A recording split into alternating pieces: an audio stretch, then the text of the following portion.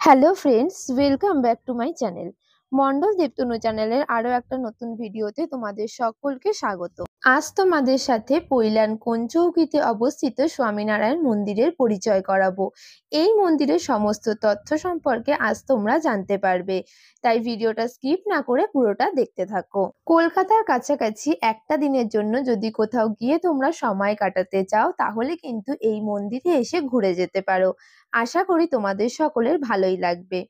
মন্দিরে প্রবেশ করে একদম ডান দিকেই আছে পার্কিং জোন। এখানে পার্কিং কোন গাড়ির কত ফি নেয় সেটা তোমাদেরকে দিয়ে দিলাম, ভিডিওটা পজ করে দেখে নিও। তোমরা যদি গাড়ি নিয়ে আসো তাহলে এখানে পার্কিং এর কোনো অসুবিধা হবে না। এখানে পার্কিং করার জন্য কিন্তু অনেক জায়গা আছে।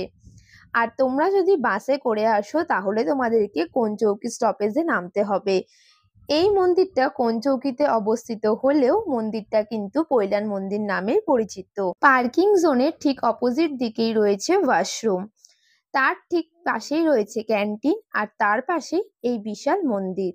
মন্দিরটি সকালবেলা 7:30টায় খোলে এবং দুপুরে 12টায় বন্ধ হয়। আবার বিকেলবেলা 4:30টায় খোলে এবং রাত্রি 8টায় বন্ধ হয়।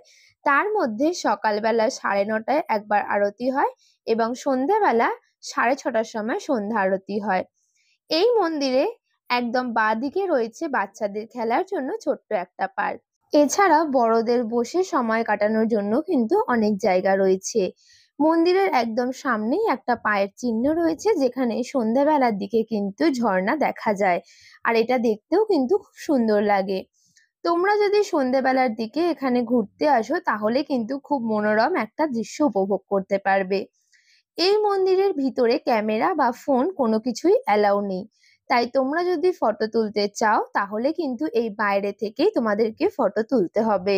এছাড়া মন্দিরে প্রবেশ করার সময় বাঁদিকে এবং ডান দিকে দুদিকেই জুতো জমা রাখার ব্যবস্থা আছে। সেখানে তোমরা জুতো রেখে তার পাশে কল আছে, সেখান থেকে হাত ধুয়ে তোমরা কিন্তু মন্দিরে প্রবেশ করতে পারবে।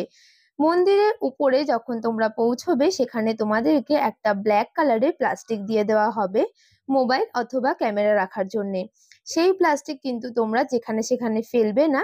বেরোনোর সময় কিন্তু তোমাদেরকে আবার সেই প্লাস্টিক ফেরত দিয়ে তবেই বেরাতে হবে। মন্দিরে সব ঠাকুর পরিক্রমা করে তোমরা যখন গর্ভগৃহে প্রবেশ করবে, সেখানে একটা সোনার মূর্তির ঠাকুর আছে, চাইলে কিন্তু তোমরা সেখানে পুজোও দিতে পারবে। 50 টাকার বিনিময়ে সেখানে পুজো দেওয়া যায়। আর হ্যাঁ, তোমাদেরকে তো এই মন্দিরের ড্রেস কোডটা বলাই হলো না। এই মন্দিরে কিন্তু মেয়েদের ক্ষেত্রে কোনো শর্টস অ্যালাউ করা হয় না।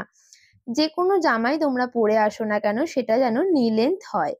এছাড়া এখানে দেখো প্রসাদ দেওয়ারও সিস্টেম আছে। কিছু টাকার বিনিময়ে তোমরা এই প্রসাদ সংগ্রহ করতে পারো। এছাড়া বাইরেও ক্যান্টিন আছে এবং আরো একটা দোকান আছে যেখানে পুজোর সমস্ত সামগ্রী বিক্রি হয়। তোমরা চাইলে কিন্তু সেখান থেকেও কোনো জিনিস কিনতে পারো। এই ক্যান্টিনেও অনেক রকমের খাবার পাওয়া যায়।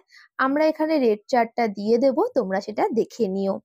আর এখানে যে দোকানটা দেখতে পাচ্ছ, এই দোকানে কিন্তু ঠাকুরের সিংহাসন, ধূপ এবং ঠাকুরের প্রয়োজনীয় আরো অনেক জিনিসপত্র পাওয়া যায়। আশা করি এই ভিডিওটা তোমাদের সকলের খুব ভালো লেগেছে। ভিডিওটি যদি ভালো লেগে থাকে তাহলে অবশ্যই একটা লাইক করে দিও। আর তোমরা যারা আমার চ্যানেলে নতুন বন্ধু আছো তারা কিন্তু চ্যানেলটাকে সাবস্ক্রাইব করতে ভুলো না। আমার চ্যানেলে কিন্তু খুব সুন্দর একটা ভিডিও আসতে চলেছে আর কিছুদিনের মধ্যে। তোমরা যদি সেই ভিডিওগুলো দেখতে চাও তাহলে কিন্তু অবশ্যই চ্যানেলটাকে সাবস্ক্রাইব করে পাশে থাকা বেল আইকন প্রেস করো। দেখা হচ্ছে তাহলে পরবর্তী ভিডিওতে। ততক্ষণের জন্য টাটা সবাইকে।